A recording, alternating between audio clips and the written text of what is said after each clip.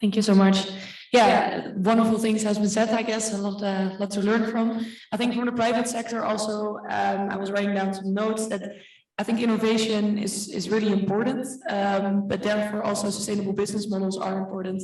And it's also really important to reach scale with the certain innovations you create. Therefore, it's really important that every sector or every setting is different.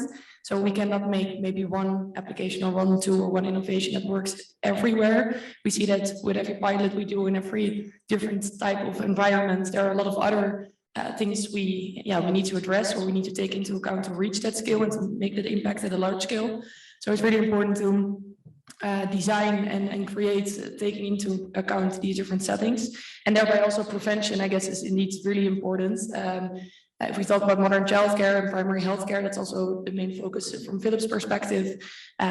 We, for example, look at the antenatal care visits. I also worked in Ghana for a while, and when working there in the hospital, you see also you have a lot of pre-eclampsia, eclampsia during pregnancy, but to prevent it, you need to do scans and antenatal care visits beforehand. That's also part of prevention.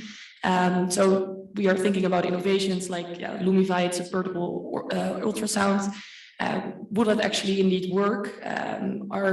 Would my midwives like to work with that? How do you make a business model around it? Do you lease it, for example, to a midwife to give them ownership as well and to give them also more skills in that sense? But in some settings, it's not allowed or because of policies to do the scans as a midwife. So those are all things we are also looking into, like how can we give midwives also more ownership, for example, to go inside the communities and work together as community healthcare workers or with community healthcare workers to reach the patients and work on prevention and antenatal care. Besides that, I also wanted to say that I think a lot has been said about financing, which is not my expertise, but I think we also have been writing about blended financing, and that's also what I really hear coming back.